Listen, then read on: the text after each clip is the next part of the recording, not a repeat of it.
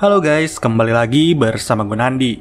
Pada video kali ini, gue akan membahas salah satu film seru berjudul Uncut Gems 2019. Tidak lupa, gue selalu mendoakan agar kalian dan keluarga bahagia serta sehat selalu ya. Film dibuka dengan memperlihatkan area tambang di Ethiopia, Afrika, di mana saat itu ada sekelompok penggali tambang yang sedang mencari sesuatu.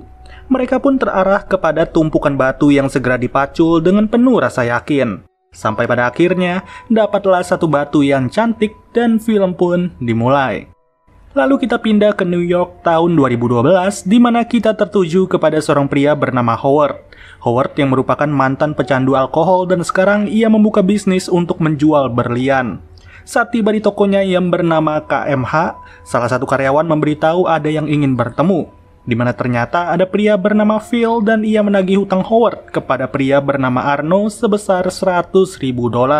Tapi karena Howard belum bisa membayar, jadinya barang-barang yang dipakai Howard langsung diambil sebagai pengurang hutang. Di samping itu ada Demani, yakni sales toko milik Howard yang rajin mengajak customer baru. Menyaksikan bosnya dipreteli seperti itu, mereka pun tak terkejut lagi. Lalu tibalah Howard di salah satu apartemennya, yang mana di apartemen itu ternyata ia menyimpan karyawan tokonya yang bernama Julia. Terkuak bahwa Howard selingkuh dengan karyawannya sendiri, dan pada kedatangannya kali ini, Howard diberitahu oleh Julia bahwa ada musisi favoritnya yang akan mendunia, yakni The Weeknd. Kemudian kita beralih kepada Howard yang kembali berpindah lagi menemui seorang kakek. Kakek yang bekerja sebagai kepala chef sekaligus menerima untuk dititipkan uang-uang yang sangat besar ke kasino, di mana Howard bertaruh $20.000 untuk memenangkan tim basket Celtic dan pemain bernama Kevin Garnett sebagai MVP. Yang setelah menyerahkan uang itu, Howard pun segera kembali ke toko di mana ia langsung terkejut. Terkejut karena kinerja Demani yang telah membawa Kevin Garnett ke tokonya. Di sini Garnett mencoba untuk ditawarkan berbagai macam berlian yang dijual Howard. Seperti biasa, Howard mendeskripsikan setiap barang yang ia jual semenarik mungkin. Tentu demi keuntungan yang sangat besar, segala hal ia lakukan. Hal ini sudah sangat biasa bagi Demani karena Demani akan mendapat komisi yang besar. Tak lama, Howard menawarkan jam Rolex yang tak lagi ia pakai. Tapi sampai sekarang semua barang-barang yang ditawarkan Howard tak membuat Garnett tertarik. Dan hal itu pun membuat Demani kecewa kepada Howard karena mengajak Kevin Garnett adalah momen langka. Sampai pada akhirnya datanglah kurir paket. Kurir paket yang secara khusus mengantarkan tangkapan laut.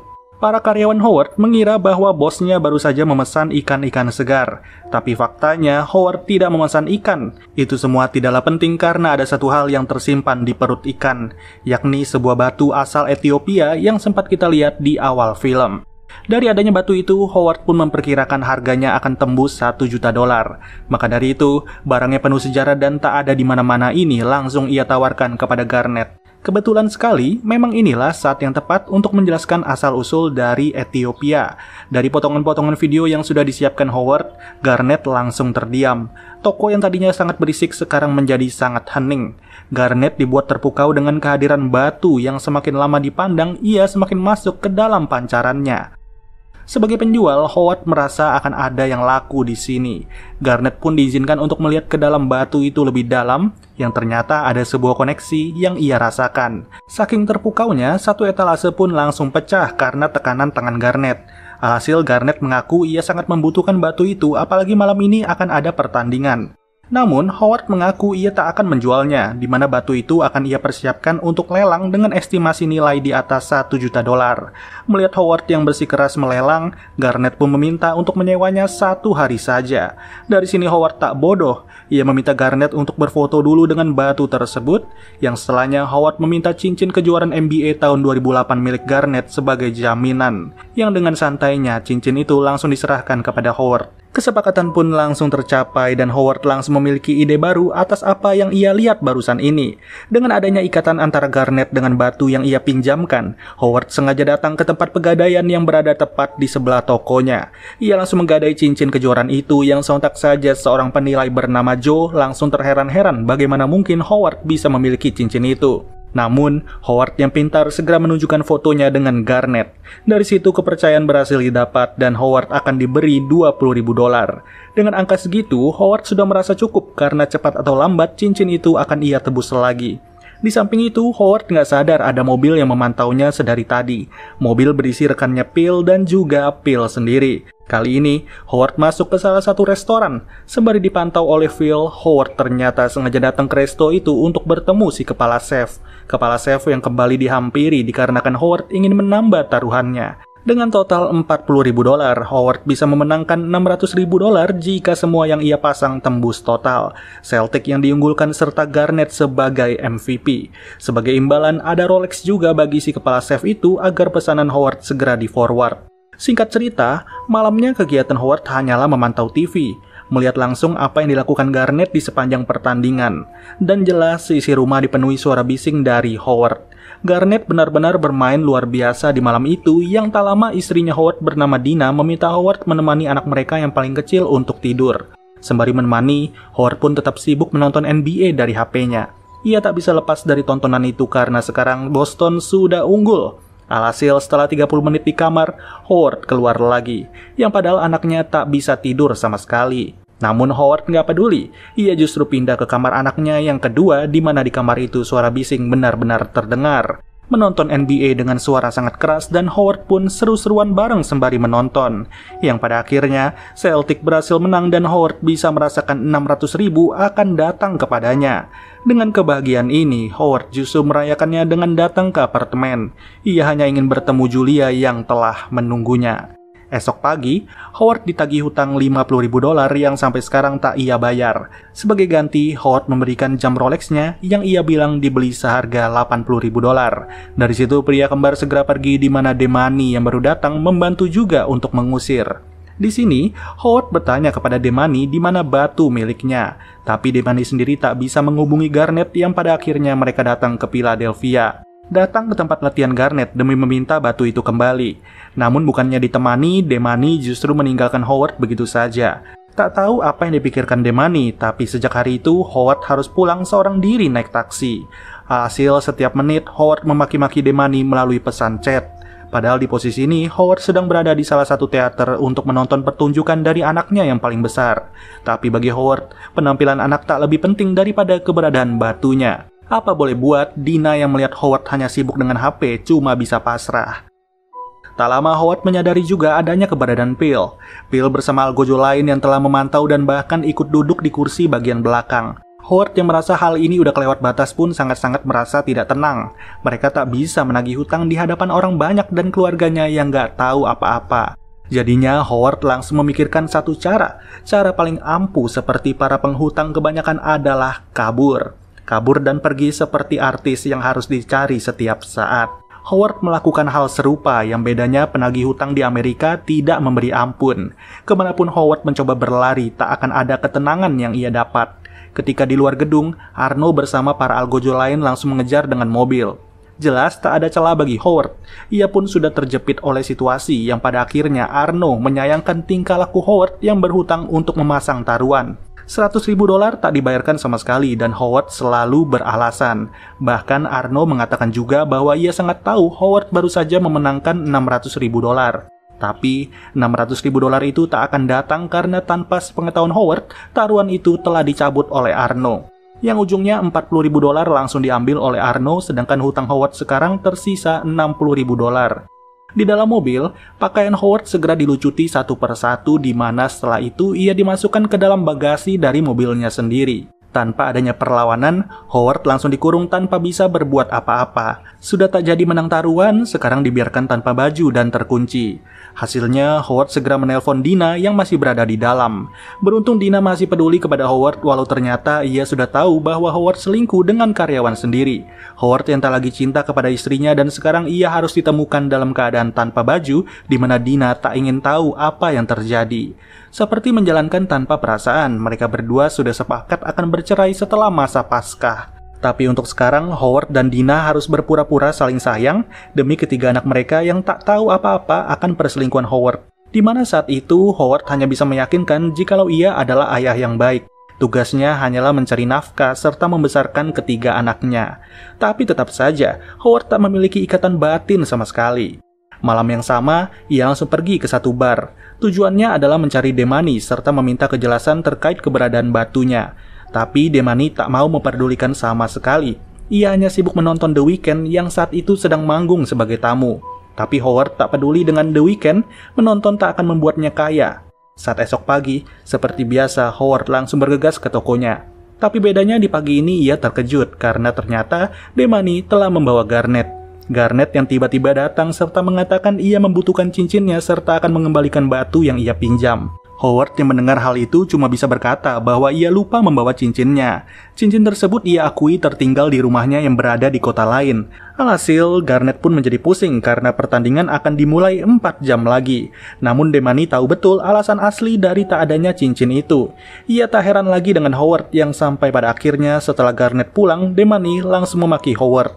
Padahal batu sudah dikembalikan, tapi sekarang cincin Garnet tak bisa dikembalikan. Demani yang selama ini menjadi sales pun merasa tak enak hati dengan Garnet. Relasi yang ia bangun dengan sangat susah malah dipermainkan oleh Howard. Akuarium kesayangan dari Howard segera dimasuki Wayne yang jelas saja cepat atau lambat ikan-ikan itu akan mati. Demani pun segera kabur tanpa mau tahu. Ia meninggalkan Howard yang kelabakan di mana ujungnya hanya ada satu Nemo yang berhasil diselamatkan, sedangkan sisanya sudah meregang nyawa. Kesal, Howard pun segera berjalan pulang sembari membawa batu yang selama ini ia sangat sayangi. Lalu saat hari berganti, Howard sengaja datang ke tempat pelelangan. Dengan mengira batu itu senilai $1 juta, Howard pun kecewa setelah melihat batunya hanya dinilai 155.000 hingga 225.000 saja. Saat yang sama, datang seorang kakek bernama Goey, seorang miliarder yang juga merupakan langganan dari tokonya Howard. Di sini Howard meminta bantuan kepada Goey untuk menawar batunya hingga $200.000, dengan harapan Garnet yang turut hadir akan tertarik juga menawar lebih tinggi. Awalnya kakek Goey merasa ragu, tapi karena sepercaya itu dengan kecintaan Garnet kepada batu milik Howard, jadinya kakek Goey setuju. Singkat cerita, pelelangan segera diadakan.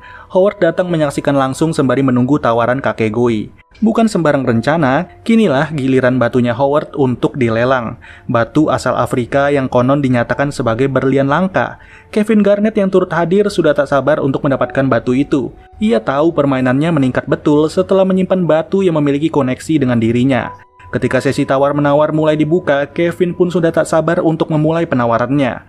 Batu yang memukau di mana banyak orang menawar untuk ikut dalam pelelangan itu. Dimulai dari $20.000, harga pun terus melonjak hingga $50.000. Di seling-seling itu ternyata Phil dan rekannya ikut memantau juga. Garnett terus menaikkan bid hingga tembus $100.000, dan setelah di atas $100.000, persaingan hanya ada di antara kakek Goey serta Garnett. Mereka saling beradu terus-menerus di mana ujungnya penawaran Goey sudah menyentuh $195.000. Tapi di titik ini Garnett dibisiki oleh asistennya untuk tidak melanjutkan. Yang padahal Garnett sendiri masih mau untuk mendapatkan batu itu. Tapi nasihat tetap nasihat. Pada akhirnya Garnett pun mundur dan Goey yang menang. Disinilah apa yang diinginkan Howard tidak tercapai. Sesi lelang telah berakhir di mana ujungnya Goey marah-marah karena $200.000 melayang gitu aja. Namun Howard berjanji akan segera mengembalikan uang yang masuk di rekeningnya, di mana sebelum Goey pergi, Howard segera meminta lagi batunya. Setelah itu berpapasanlah Howard dengan Phil. Phil yang lagi-lagi tak bisa menagih $60.000 yang tersisa. Howard tetap tak ingin membayar, di mana gara-gara itu ia harus diceburkan ke dalam air mancur. Ketika pulang ke tokonya, Howard yang sudah basah kuyup dan bonyok langsung menarik perhatian dari Julia. Tapi Howard nggak mau berbicara sedikit pun dan ia segera masuk ke ruangannya. Sudah stres, Howard pun harus dihadapkan dengan ikan Nemonya yang tak berhasil survive. Stres parah ini membuat Howard nggak tahu lagi harus ngapain. Ia segera menelpon karyawannya untuk mengusir pulang para pembeli dan semua karyawan boleh pulang. Di kesendiriannya, Julia pun segera masuk ke ruangan Howard. Di sini Howard nangis keras di hadapan selingkuhannya. Ia pusing memikirkan masalah hidup yang mana ia mengaku tak bisa ditinggal pergi oleh Julia. Tapi baru aja terharu, Howard langsung dibikin muak dengan pria kembar yang telah berada di depan pintu. Ia berharap jangan ada yang membukakan pintu dan sekarang bukan waktu yang tepat untuk melihat wajah dari pria itu. Julia yang mendengar hal itu pun cuma bisa nurut aja. Yang tak lama diteleponlah Howard oleh Demani, di mana ternyata Garnett tertarik untuk menawar lagi batu itu sebesar $175.000.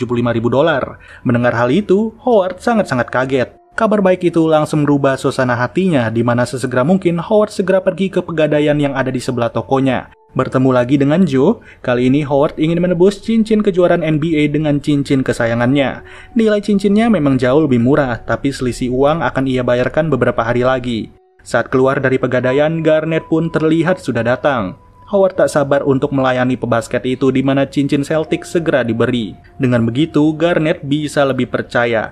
Garnett sudah membawa $175.000 secara tunai di mana ternyata Garnett juga tahu bahwa kakek yang menawar $200.000 adalah orang suruhan Howard. Info ini ia dapat langsung dari The Money. Tapi sekarang bagi Howard, tak ada yang lebih penting selain ikatan batu itu dengan Garnett. Howard pun segera memaki Garnett serta menyuruhnya menjadi MVP untuk pertandingan malam ini. Uang yang baru saja dibawa Garnett akan digunakan Howard untuk taruhan secara penuh. Tak ada uang yang tersisa di mana ia mempercayakan semuanya kepada Garnett. Di saat yang sama, Phil dan Arno telah berada di depan toko. Howard yang sadar pun langsung memikirkan ide yang cepat untuk membuat taruhan ini bisa berhasil. Jadinya ia segera mengirim pesan kepada Julia, di mana Julia disuruh pergi ke pegadaian Joe serta menongolkan kepala melalui jendela. Sontak, situasi yang sangat mepet ini membuat Howard harus menahan keberadaan Garnett sedikit lebih lama. Ia mengelur waktu dengan basa-basi yang ujungnya Julia berhasil keluar. Memang kecurigaan ada di pihak Phil, tapi Julia sendiri harus diganggu oleh pria kembar yang berkata bahwa Rolex yang diberi Howard adalah Rolex palsu. Namun Julia nggak mau peduli, yang terpenting sekarang ini ia harus bisa menongolkan kepalanya. Sembari diperhatikan oleh Garnett, keseriusan Howard pun pada akhirnya bisa terlihat. Howard telah menunggu di jendela yang mana hal itu tidak membuat Phil dan Arno curiga. Tas berisi uang serta catatan terkait taruhan sudah diberi. Bahkan Howard sudah menyewa helikopter untuk Julia berangkat ke Mohegan Sun saat ini juga.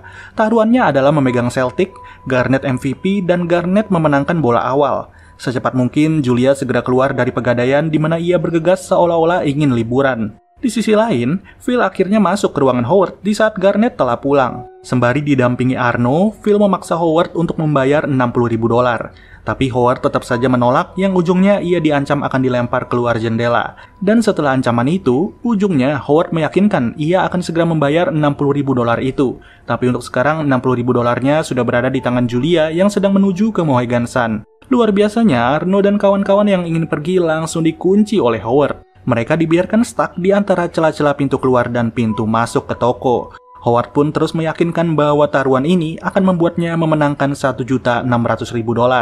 Yang mana saat yang sama, sebagian anak buah Arno terlanjur keluar serta tak bisa lagi menolong bosnya. Emosi yang memuncak membuat Phil menodongkan pistol, tapi Howard berkata pintu kaca ini anti peluru. Jadi Howard tak takut sama sekali, melainkan Howard segera menelpon Dina dan memintanya untuk tidak menyuruh Howard antar jemput pada hari ini.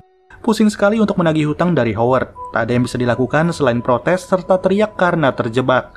Saat yang sama, Julia sudah berada di helikopter. Ia benar-benar menuju ke Mohegan Sun, yang sampai pada akhirnya tujuan pun telah dicapai. Masuk ke dalam kasino itu sembari membawa uang cash sejumlah $175.000. Julia segera memberi catatan parlay 3 arah yang telah ditulis oleh Howard. Sembari menunggu kabar dari Julia, Howard pun hanya bisa memantau siaran pertandingan, yang pada akhirnya tiket sudah keluar dan taruhan Howard berhasil dipasang. Di sini Howard bahkan mengajak Arno dan dua algojonya untuk nobar bersama. Apalagi baru saja Howard mendapat kabar dari Julia yang menjelaskan ia bisa memenangkan $1,6 juta jika menang ketiga taruhan itu. Seakan membuat Arno sedikit tenang, Howard langsung memantau pertandingan. Di mana benar saja, Garnett berhasil memenangkan bola awal. Satu taruhan berhasil ia menangkan. Seiring berjalan waktu, Celtic pun turut unggul dari sisi poin. Tapi kabar buruk menimpa Julia. Bahwa Arno yang lolos berada di tempat yang sama untuk mencari Julia. Alhasil demi berjaga-jaga, Julia segera pindah ke tempat lain serta berniat pergi mencari hotel terdekat. Ketika break, Garnett pun memandang lagi batu yang terkoneksi dengan dirinya. Tak bisa dijelaskan apa koneksi itu, tapi setelah dipandang lama, Garnett merasa ini adalah harinya. Keyakinan Garnett pun diyakini juga oleh Howard. Yang ujungnya, setelah pertandingan selesai, Howard berhasil tembus dan memenangi 3 taruhannya. Celtic menang, Garnett MVP, dan sekarang semua orang di Mohegan Sun sedang menyebut nama Howard. Apa yang diimpikan selama ini berjalan mulus, bahkan semua orang yang menonton langsung tak menyangka jikalau Celtic bisa menang dan Garnett menjadi MVP. Kalau begini, Arno tak perlu lagi marah-marah menagih $60.000 miliknya. Ia pun segera dibiarkan keluar oleh Howard. Namun di posisi inilah, siapa yang menyangka kebahagiaan Howard harus ditutup dengan Phil yang membabi buta. Di balik The Money yang berpesta, ada Arno juga yang dibuat tewas oleh Phil. Kedua orang itu langsung dilenyapkan yang sekarang situasi menjadi berubah drastis. Phil nggak mau lagi bekerja untuk Arno di mana seisi toko milik Howard langsung dijarah. Yang pada awalnya kemenangan itu juga sangat berarti bagi Howard serta Arno.